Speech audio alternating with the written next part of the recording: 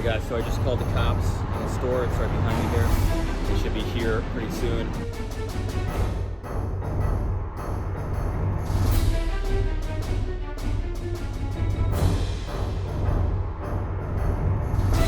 What's up guys, it's Nick here again, and today I want to talk about something very serious that happened to me about a month ago with one of my crypto accounts and being hacked.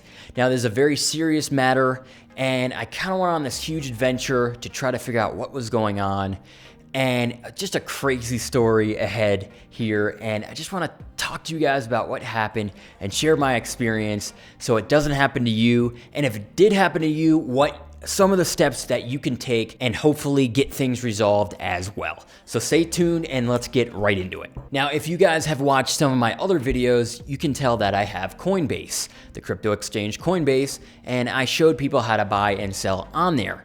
Now, I was very careful not to share any personal information about my account in that video. Double, triple checked and censored out all the information very well, but that still didn't matter because on May 19th of 2021, I was sitting in bed, taking a little nap. I honestly didn't even check my phone for 40 minutes straight, which is kind of unusual because I'm usually checking my phone a lot. And it just so happened I checked my phone after not checking it for 40 minutes, and I saw a notification on my phone that my bank account was being drained, that someone was making purchases, and I instantly went to my email and saw that someone was making purchases with my Coinbase account. I instantly freaked out, jumped out of bed, went on my computer, and froze my Coinbase account instantly. Now, from that point on, I was not able to log into my Coinbase, but I was still very, very concerned of what was going on. I knew I got hacked, but I'm like, how did I get hacked? Now, I instantly wanted to call my bank and Coinbase to see what was going on, to see what happened. But I realized that I couldn't even access my cell service. So I'm freaking out. I'm like, why on all the days is my cell service not working? And luckily I have two numbers on my phone. So I called with the other number and tried to figure out what was going on with my phone service, which was T-Mobile. And I called in and they're like, oh, you have service. We don't know why, it's not showing up on your phone. We tried a lot of these troubleshooting things to try to get my service back so I could make all these important phone calls with my main number that's registered in my bank and my Coinbase so they know who I am when I call, but I couldn't call in with that number. So we're trying all these things to try to get my number working. And they even gave me upgraded service. They're like, oh, maybe this will work and everything. I'm trying for over an hour. I'm on phone with these T-Mobile representatives and they can't figure out what's going on. I'm restarting my phone, doing all these things. And I finally just give up. I'm like, I don't know what happened. Just for the heck of it, I went into Google and typed in Coinbase hacked. And the first thing that came up was a Reddit post about how this user got their Coinbase hacked by their SMS verification by someone calling into T-Mobile, pretending to be them and getting their number switched on to some hacker's phone. And from there, they're able to receive all the two-factor text code verifications to get into their email, to get into their Coinbase. And I'm like, could this possibly be what happened to me as well? Because it's T-Mobile, it's Coinbase, and I'm like, wow. So I quickly called back T-Mobile, and I'm talking to the representative. I'm like, hey, I know this is crazy, but let's look into this possibility to see if this happened. And I asked him, what phone is my phone number registered to? And he's like, oh, give me a minute. He looks it up. He's like, oh yeah, it's registered to an iPhone 6S. And I'm like, I don't have an iPhone 6S.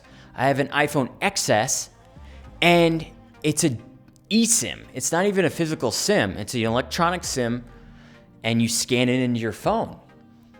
And he's like, oh, you don't have that? I'm like, no, this is definitely what happened then. Someone switched out my phone SIM illegally.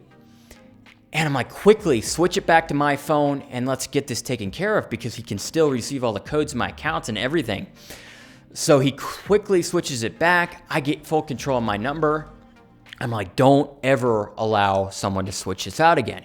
So, okay, I won't. But it was this whole like investigation with this amazing phone representative from T-Mobile actually. And I told him to look at the logs. And he starts looking through the phone logs.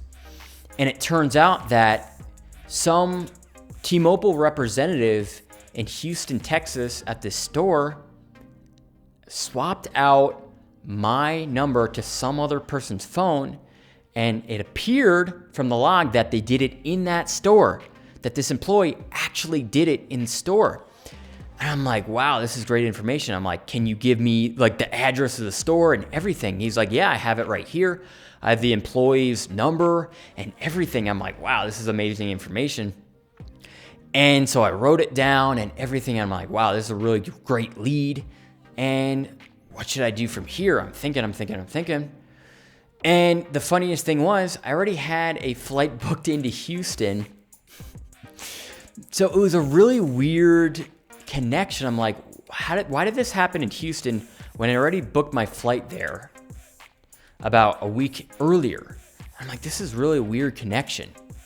So yeah, I'm like, I'm already going there, so I might as well investigate. I might as well go to the store and call the police and make a police report and get this guy arrested because obviously he did this illegal phone SIM swap that led to my Coinbase account being hacked. Now, I had a fair amount of money in there, and I have, a Coinbase normal account and I have a Coinbase Pro account. And here I'm thinking that hopefully they did not hack my Coinbase Pro account because it had close to $4,000 in there. And I'm really hoping, I'm like, man, I literally caught the hack after it happened, like a minute after they were trying to buy Bitcoin with my account. So I thought I froze it in time. And, my Coinbase account is locked, and I don't want to unlock it until everything's settled here.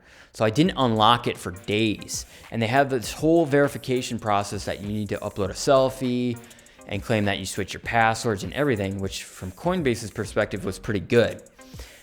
But here I'm thinking like, man, there's no way they're able to hack my normal Coinbase and then get into that one too as well. So in the back of my mind, I'm like, I probably didn't get, any money stolen. But I'm like, I'm still going to follow up with this when I get to Houston. So the day of my flight, minutes before I'm about to leave for the airport, I'm finally able to log back into my Coinbase account. And the first thing I see is available balance 6 cents. They stole all my money. They converted all my crypto into Bitcoin and sent it out to their own address. And I was just shocked. I pretty much dropped the phone to the floor. And I'm like, oh man, now this is a serious case. Now I have an extremely good reason to go to Houston and go to that store and find out what happened and get to the bottom of this and call the cops and really just, see if I can make an arrest or just get a lot more information of what happened here. So I arrived later that day to Houston and I check into my hotel. I arrived pretty late because I was delayed into Houston because of the rainstorm that was happening there.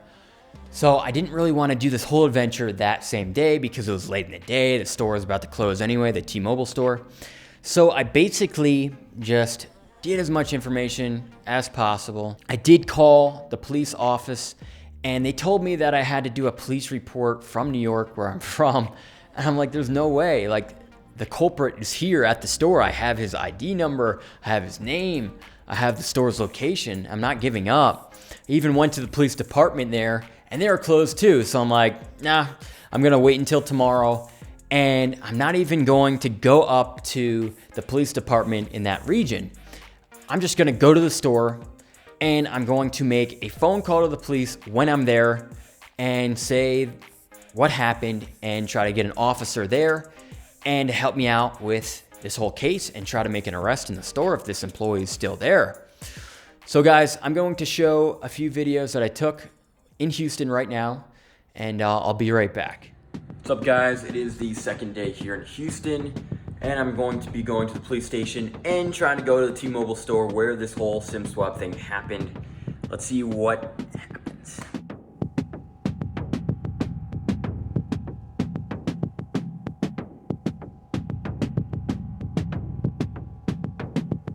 All right, guys, I finally made it here to the T-Mobile store in Houston. It's close to Conroe, Texas here, and you can see the store in the background here, right behind me. That's the store that did the SIM swap illegally and to a hacker's phone. And yeah, about to call the cops and get them here and file a report and see if this employee, Jeremy, that did the swap is here. So let's do it up. A little bit nervous, let's see what happens.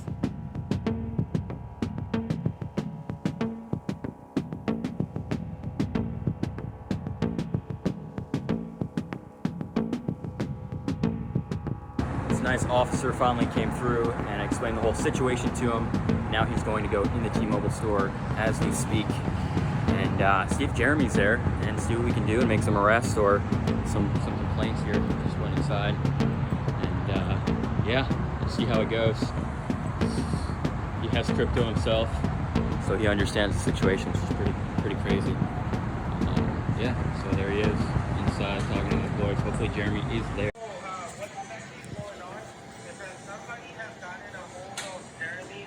Employee ID, and they're calling in customer service asking them to do a SIM swap.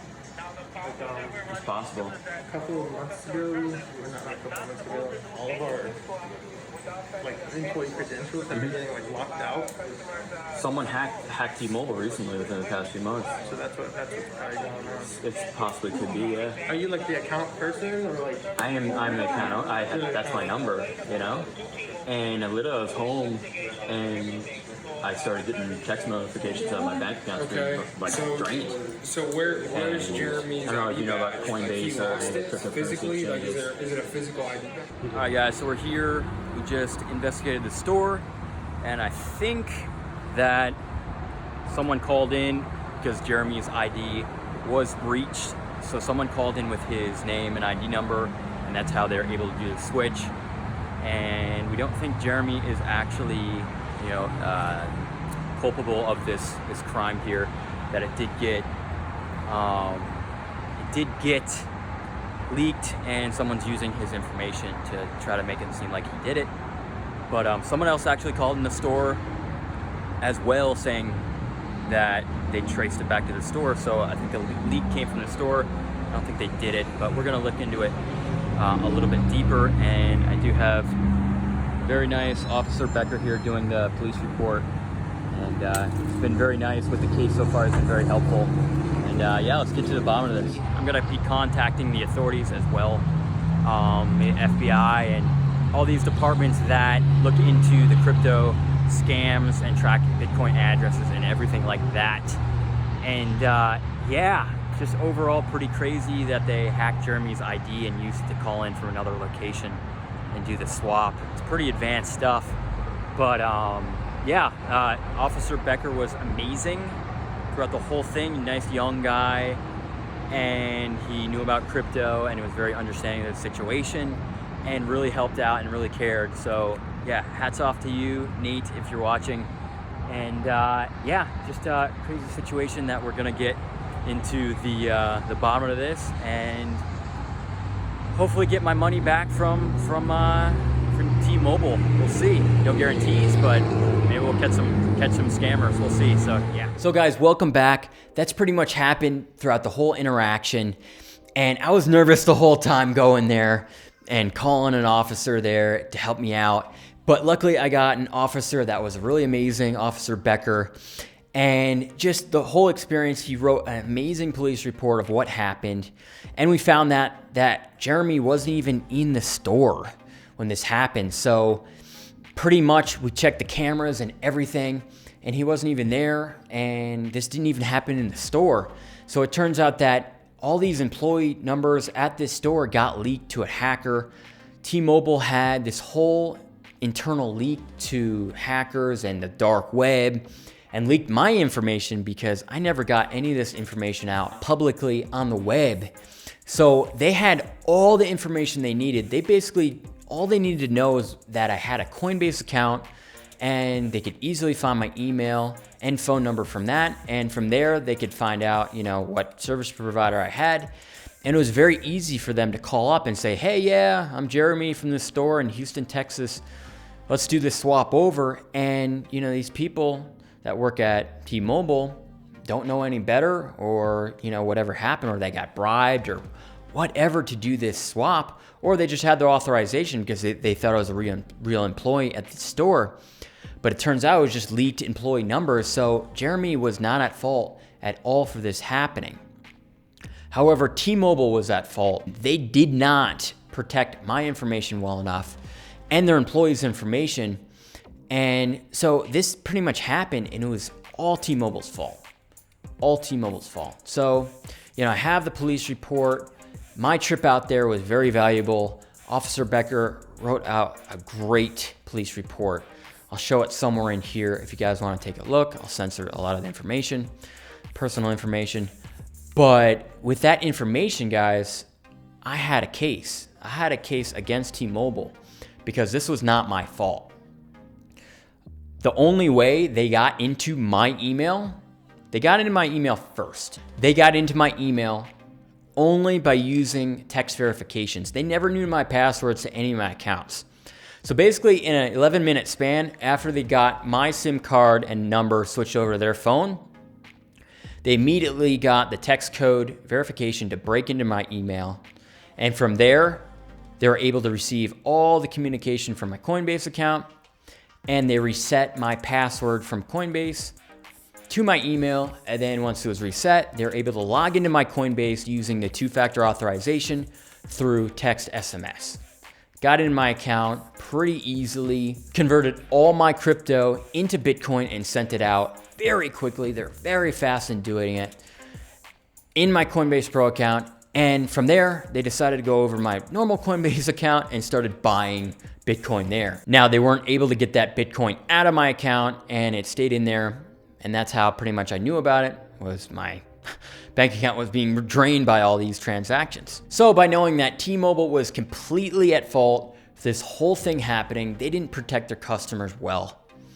So with all the information I had, the police report, evidence, and everything, I wrote an email to Mike, the CEO of T-Mobile, explaining the situation, that I needed to be compensated for what happened, for their lack of protecting their customers' information and having this happen to me, which was no fault of my own at all. So literally a day or two later, I get an email response back from the president's office from someone that works there, and they received my case and that they're going to look into the matter, and they need more proof, they need more evidence, and they need to see exactly what happened to my accounts and how much was stolen, and they needed to see the police report. And I did have a phone call with the gentleman that was in charge of my case. Very nice, very workable. I was able to get a full police report sent over to him and all the screenshots of how these hackers hacked into my account, and proving that it was only a phone number SMS issue, and it would never have happened if my phone number did not get stolen. So basically, they looked at everything and they offered me a settlement, which I'm not technically legally allowed to say what was the resolution of the settlement, but I do have to tell you guys that everything got resolved, and they offered me something that was favorable, and I accepted. So thank you, T-Mobile, if you're watching now. Thank you for standing up for your customers and providing a resolution for what happened and taking the blame for it and really making things right. And I did receive a personal response back from Mike, the CEO of T-Mobile, which I'll put up here, explaining their concern for what happened and that they really want to protect their customers. So guys, yeah, pretty much that's what happened. And I do want to say, watch my last video about using text message two-factor authorization to protect your account, and don't ever do it. Don't ever do it, because your phone number can get hacked. It can get hacked, it can get stolen, so don't ever use text messages to verify your account. use Google Authenticator or a physical security key that you can plug into your computer, or Authy. It's like Google Authenticator, but you can have it on your computer as well. It's just so much better to use because using your phone number as text verification is the most insecure because someone can always hack your phone number. So guys, hopefully this whole journey was very exciting and very knowledgeable as well. And hopefully this has never happened to you. And with the tips I'm giving you, that it'll never happen to you as well. Go ahead and watch my last video, like I just said, about two-factor authorization using your text phone number. Don't do it. Watch it. Be informed. Stay safe, guys. And I'll see you guys in the next one.